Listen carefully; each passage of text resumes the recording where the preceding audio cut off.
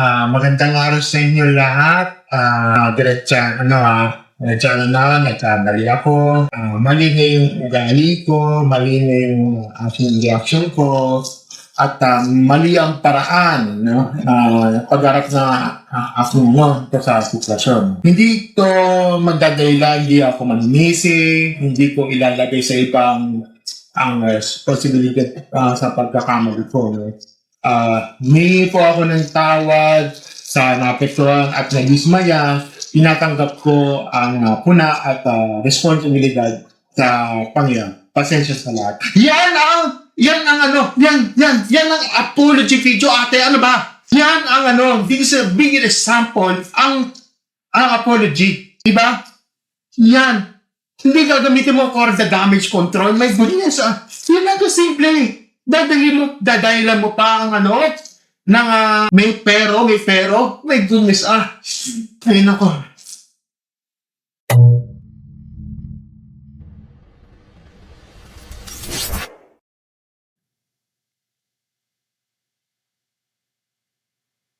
Hello mga stories, welcome back sa another reaction video. May follow-up tayo, no? Dahil yan, panoorin natin ito.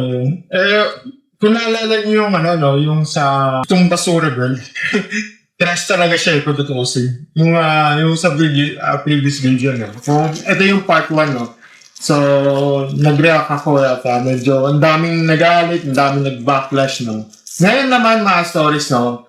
May isang, ito ba'y, na ito yung sinasabi niyang public, apology ko, no? Itong viral na Pinay na Japan, no? Na isang basura girl. Basura talaga siya. At habang pinapakinggan ko to, medyo isang bagay na agad ang malino sa akin, no? Hindi to simpleng apology video, no? Medyo sa akin is medyo damage control. Okay? So, panoorin natin, no? Yung video na to at hanggang dulo. Okay? So, i-play ko na lang ito sa inyo. Okay, sa video na yun. At bala na kayo. Okay? So, ito na siya. Ayan yun. So, magandang gabi. Magpapaliwanag ako sa lahat ng mga taong nagagalit sa akin. Sana, huwag nyo naman akong husgahan kasi ang nakikita nyo, naintindihan ko naman yun kasi yun ang video ko. Yun kasi yung pinost kong video. Pero kung alam nyo lang, yung ginagawa nila sa akin, 3 sila, pinagtulungan nila talaga ako. Talagang yung namamahala dito na matanda na lalaki, sigaw ng sigaw yun. Kasi nung una din naming punta dito, nung una naming lipat dito, nung naghikoshi kami, may kaalitan din yan siya, nakapwa din niya hapon. Dito lang din nakatira yon. Pinagbintangan din niya tungkol doon sa basura. Kaya sobrang tapang din talaga nung matanda. Naintindihan ko siya kung bakit siya matapang dahil nga siya nga ang nangangalaga. Pero dahil ako ay nakiusap naman sa kanya na pasensya na, sabi kong ganon, sa harapan ko idaan ang basura ko. Ilalagay ko naman doon sa pinakasulok. Sigaw talaga siya ng sigaw sa akin. Hindi siya nakikinig sa sinasabi ko kasi ang rules nga daw talaga, kailangan daw talaga kung magtapon man doon, manggagaling sa likod. Bubuhatin mo yung takip na net. Sabi ko, naintindihan ko, minsan dyan ako naman talaga nagtatapon. Kaso ngayon, sobrang masakit yung balikat ko. Mataas kasi yun. Kaya dito ko sa harapan. Pero ang gagawin ko, ilalagay ko doon sa pinakasulok, doon sa isagad ko talaga na hindi maano dito sa bungad. Nagalit talaga siya, kaya sinabayan ko na din yung galit niya. Ako, meron din akong stress. Nagpapaano ako sa hospital, nagpapacheck up ako. Tapos lalong lumala yung stress ko doon sa kanya. Mabuti na nga lang, merong mga Facebook, anong tawag dito, mag-reels, kaya medyo gumaan-gaan ang pakiramdam ko nang dahil lang sa ganon, kumbaga nakakatulong sa akin. Hindi ko inaasahan yung pangyayaring ganon, yung sa basura. Yung Pilipina naman na nag-live din siya. Nung time na yun nang doon sa basura, nung nakita niya na ako, sabi ko, sige, i-video ko to kasi sasabihin ko to doon sa City Hall. Yun ang sinabi ko. Sa hindi ko pa yun pinos, pumunta na talaga din ako ng City Hall, nagsulan ako doon.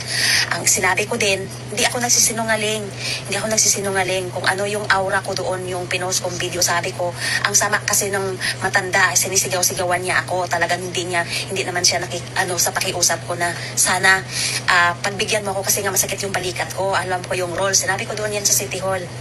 Kaso yung City Hall, ang sabi ng City Hall, yun talaga ay rules. Pero kung ganun man, kausapin ko daw yung matanda na ganun. Eh, paano kung anuhin yung matanda? Eh, galit nga, di ba? At pinagtulungan pa nila ako ng tatlo yun sila.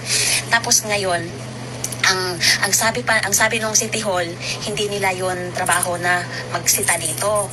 Kaya pasensya na, sabing ganon nung sa City Hall na ikaw na lang ang makiusap. At alam ko naman yung rules dito talaga sa Japan na kung ano yung rules. O sinusunod naman talaga natin yan. At yung kalat nga na basura, ang pinakamalupit pa nun ha, kasi nung kinuha na yung mga basura, nakita ko yung matanda na nagkalkal siya ng basura. At alam kasi nung matanda kung saan nakalagay ang basura ko. Tinandaan niya yun.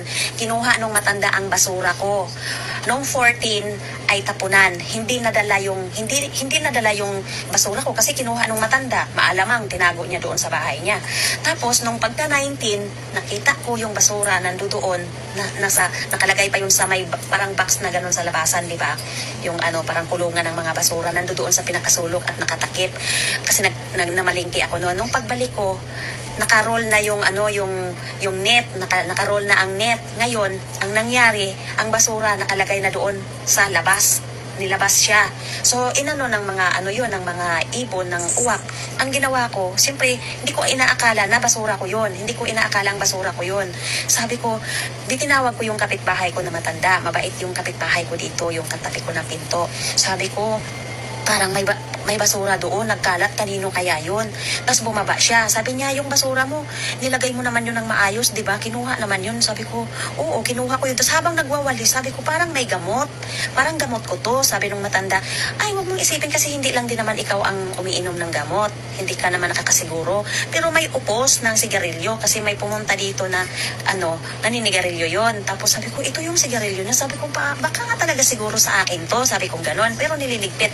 Sabi nung matanda, di siyempre parang natulala ako noon. Sabi ko, bakit ganun? Hindi ko akalain na ganun yung matanda. Grabe siya, sabi ko ganun. Kinuha pa talaga niya yung basura ko. Hindi niya inisama doon sa magbabasurero. Sabi ko ganun. Kasi wala na yun eh. Kinuha na yun lahat eh. Wala na ako nakitang may basura doon. Tapos biglang na ganun. Sabi ko, malamang nilagay niya to sa bahay niya. Sabi niya, wala naman tayong ebidensya kasi hindi naman natin nakikita. Sabi ko, oo nga, wala nga tayong ebidensya. At hindi ko rin nasabi sa matanda na nakita ko yung matanda doon, yung lalaki na nagkalkal siya ng basura. Yun pala basura ko yun. Yun nga yung niligpit namin nung kapitbahay ko ditong matanda. Mabait yun. Sabi niya, hayaan mo na. May tao talagang hindi maganda ang ugali. Huwag mong isipin yun. Baka ikaw ay magkakasakit. Tapik siya ng tapik sa akin sa balikat ko. Sabi ko, pasensya ka na. Buti ka pa. Ang bait mo. Sabi ko ganon. Sabi niya, huwag mo nang intindihin yun. Kasi sabi ko, parang ang gara naman. Sabi ko pa naman, ang ganda palang tirahan dito, yung danchi. Sabi ko ganon. Kasi tahimik yun pala. Bakit ganon? Sabi niya, huwag ka nang mag-isip ng mag-isip. Sabi nung kapitbahay ko. Kaya parang bang nanlulumo ako na hindi ko inaakala na magiging ganun yung kuhanin niya yung basura ko. Tinandaan talaga niya, hindi talaga niya isinama tapos pinahamak niya doon sa labas. Eh, di ba, napakasakit. Kaya kayo, kung lahat ng mga Pilipinang may galit sa akin, pasensya na. Sana maintindihan nyo ako at alam ko na nagkakaisa kayo na ipa-deport ako. Wala namang problema doon kung ipa-deport nyo ako. Kung kalooban nyo yon, sige, go. Wala namang problema sa akin yan. Tatanggapin ko yan. Pero sana hindi ako nagiging masama doon. Narindi lang talaga ako kasi pinagtulungan talaga nila ako. Pinagpipilitan nila yung may rules. Alam ko naman yung rules. Tapos akala ko magsasabi yung Pilipina na hayaan mo kasi nga ngayon lang to kasi masakit yung balikat at naging maayos naman ang basura na nilagay naman ang maayos. Hindi pinagtulungan talaga ako pati yung Pilipina, mali pa yung mga kwento niya sa video niya. Ang mali talaga ng kwento niya. Hindi niya sinasabi yun na nakiusap ako na masakit yung balikat ko, hindi ko kaya. Alam mo kung anong sagot ng Pilipina? Pumunta siya doon sa sulok. Sabi niya, anong mabigat? Hindi naman mabigat yung basura mo Kaya naman buhatin. Ang sabi ko nga doon, kayang buhatin kasi nga okay ang balikat mo. Paano naman ako? Masakit yung balikat ko. Talagang masakit talaga para sa akin. Hindi pinagtakpan talaga niya yung hindi kasi matagal na ako dito dahil yun talaga ang rules. Kabago-bago ko nga daw. Sabi ko, oo nga, bago nga ako. Hindi naman, mahirap bang intindihin yun? Yung gano'n na Kaya nasa sa inyo pa rin yung kung yun ang galit nyo talaga ang inaano nyo sa akin, wala na akong magagawa doon. Hindi ko maintindihan yung ginagawa niya. Ano pa pinagsasabi niyo to? Ito, oh my goodness. Sorry, diretsa na tayo dito Nainis ako sa kung totoo parang yung sincere apology, parang lang medyo may halong palusot, paninisi, tapos babalik ka rin yung narrative, di ba? Para siya yung parang lumalabas sa kawawa. Ang galing. Alam niyo naman mga stories, no? Kapag ang sorry card na yan, no? Yung may kasunod pa, yung 10 excuses na yan. Ano ba naman, gas-gas na sa akin yun. Nagda-damage control ka na naman to, Humingi na naman yung bigat ang pahingi ng tawad na yan. Alam mo mga stories, kayo, ang totoong apology kasi ganito yan. Ito yung, ang tamang apology kasi ito, for example, yung nagkamali ako, mali yung ginagawa ko, mali yung tono ko, mali yung escalate yung usapan, ganito, ganyan, di ba? Pasensya na, hindi maulit.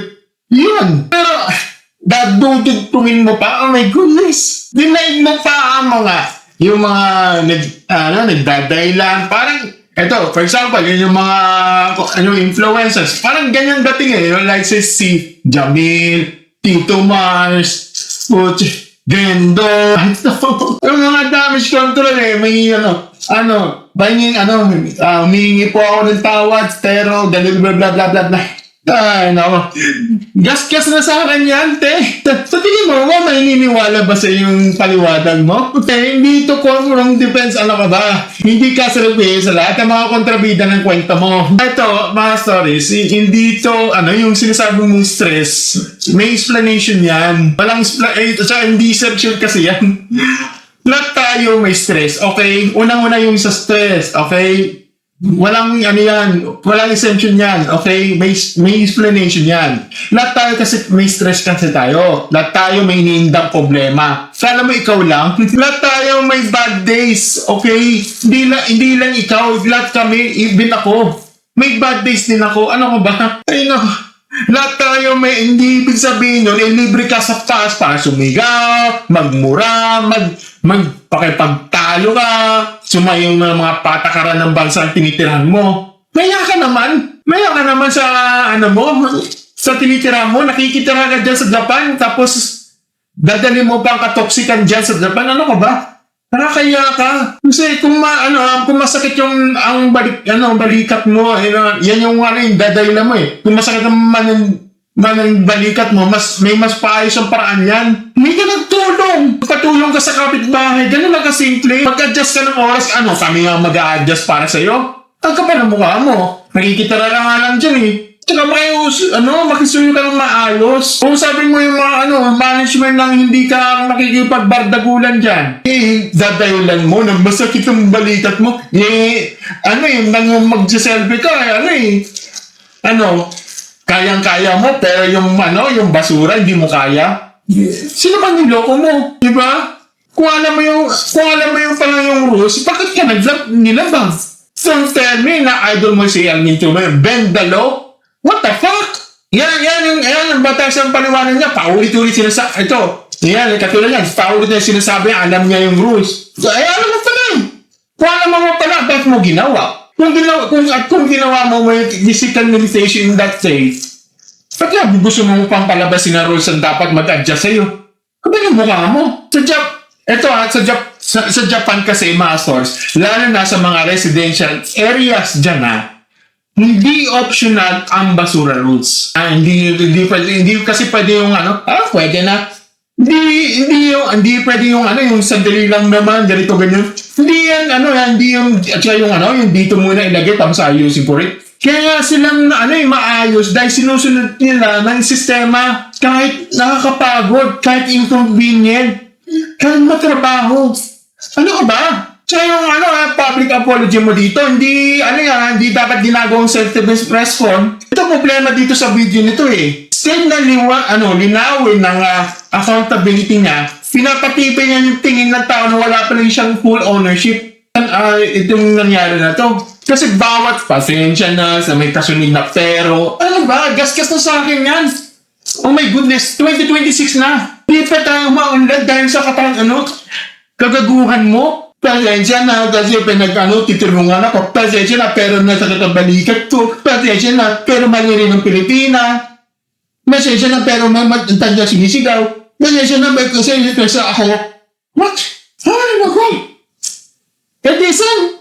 Saan dyan ang ng paninindigan? Saan dyan ang mali na ako na nagkamali? Tapos ito naman, mali rin yung sabi niya, mali yung pag-atake niya kapwa Pilipina na sumita sa kanya. Sa totoo lang mga stories yung itong kapwa Pilipina Pilipina doon, ang ginawa lang naman yung pinaliwanag naman yung sistema para hindi na lumalaki ng gulo. Ang problema kasi, ito, dahil hindi niya natanggap na may kapwa Pilipino na hindi kakampi sa kanya. Sa tingin, ang tingin niya traitor o plastic. Yan ikaw. Yan ang toxic na ugali mo na dapat itigil yan. Yan ang katoksikan mo. Kaya hindi na ako magtataka yung mga, sa mga taga-Japan dyan na hindi welcome ang mga turista dahil sa katoksikan mo. Yan, katulad niyan, yung parang tourist not allowed, tourist not welcome here. Ganun talaga, dahil nga sa katartaduhan mo. Hindi dahil sa kapwa Pilipino, automatic kukunsitin mo na kahit mali ka, huwag kami. Minsan minsan ng mga tunay ng kababayan, yung mga nagsasabi na totoo kahit ikagalit mo. Yung hindi ka bibigyan na ng sapi sa balikat habang ikaw mismo ay nagpapahamak sa sarili mo. Tapos ito, alam mo bakit ka nagda-damage control? Kasi kailan lumabas ang apology? Nangumutan ng init. Malaki na ang backlash. Uwasak na ang reputation online. Tinawag ka pa ng basura yun. Tapos na-realize na marami nang ginakatuwa sa ginagawa mo. Kaya ang dati hindi siya nagsusorry. Dahil na-realize niya na agad na mali siya. Nag-sorry siya dahil bumaliktad yung public reaction laban sa kanya. At saka malaking factor dyan yung nauna niyang pag-content sa issue. Ang galing! Itong kapitbahay mali siya. What the fuck? Malaking factor yan yung mga pag-content dyan talaga maraming naiinis dyan Kasi imbes na ayusin ang privado, ginawa pang content. May ito na parang proud pa siya. Tapos ngayon, umitik ka, pabalik yung kapubliko, saka nagkakaroon ng, please understand me. Ay nako.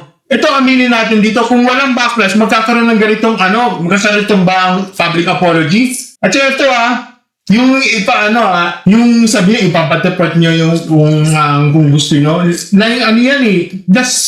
That's a victim tag yan. Hindi yan accountable, emotional manipulation yan. Parang gusto mo palabasin na grabe naman itong lahat na ikaw na lang mga latang api. Wow! Hoy! Hindi naman deportation ang punto ang mga tao dito. Ang punto ng tao na simple, ang simple lang dito. Umamin ka sa mali mo. Ayusin mo ang asal mo. At tigilan mo yung pagdadahilan. Oh my goodness. Kapag sinabi mo, sige, pati mo parang nililibs mo yung usapan mula sa actual issue. Papunta sa awa drama. Hindi yan red evasion yan. That's a red herring yung ginagawa mo, ate. Tapos ito, kung totoo may mali rin yung matandang apo niyan, if ever mali yung sinasabi mo na claim mo na mali yung matandang hapon, hindi ito nabubura sa mali mo. Okay? Sabihin natin mali yung mali yung matandang hapon niyan. Mali ka rin doon. Okay? Hindi porket na mali siya, tabi ikaw tama. Hindi ganon. Okay? Mali ka pa rin yun. Okay? More ang mali mo doon. Kasi pwedeng super siyang stricto, pwedeng hindi siya marunong makipag-usap ng mahinahon. Diba? Fine. Pero kahit totoo lahat naman yan ang parang pa rin. Sumunod ka ba sa patakaran? Sa patakaran. Okay? Sumunod ka ba sa patakaran? Mais ba ang marami ng sitwasyon? Hindi kasi pwede yung depression, mas pasama kasi sila. Hindi ganon. Hindi ganyan gagana ng accountability. Tsaka ito itong dito yung hinahanap ng tao na hindi perfect explanation. Hinahanap mo yung tao ng character dito. Kapag nagkamali ka, paano ka mananagot? Yun ang nga tinitignan ng publiko dito lalo sa social media. Hindi lang yung original ng gulo, kundi yung ugali mo. Pagkatapos mong mahuni, mapuna, at ma-call out ka. No, itong video na to, ang nakita mo hindi rin buo ang accountability. Nakita ko may effort pabait ng image. Pero yung natitirang yabang, may natitirang asise, at saka may natitirang depensa. Yun ang nawawalang sisiriti mo dito. Kaya mga stories, ito yung aking masasabi ko dito. Hindi lahat ng paghingi ng tawad ay totoong pagsisisi. Isa kasi mga stories, strategy lang yan para paupahan ng galit at tao para sa, yung foul tayo ng mga tao. At para sa akin, Master, nangyayari yan. Hindi lang siya. May mga ibang tao nagagawa ng damage control yan. Kung gusto niyo talaga na maging sincere dito, dapat dapat sasabihin mo ganito. Nagkamali ako kasi tamang mahawak yung sitwasyon. Nagkamali ako sa tono ito, asal ko. Okay? Namasunod ako sa rules, ganyan. Kahit may pinagdadaan ako, di ba? Yan, ganun lang. Yan ang diretsahan. Yan ang may bigat. Pero yung nakuha natin sa mahabang paliwanag. Pero kasi, kasi, what the fuck? Di sapat yan. Ang dahilan mo. Ito para sa Pilipino sa ibang bansa na. Okay? Lalo sa Japan, hindi lang sa Japan, sa Korea, sa Chinese, even Middle East, sasabihin natin, simpleng na naman ang aral dito eh.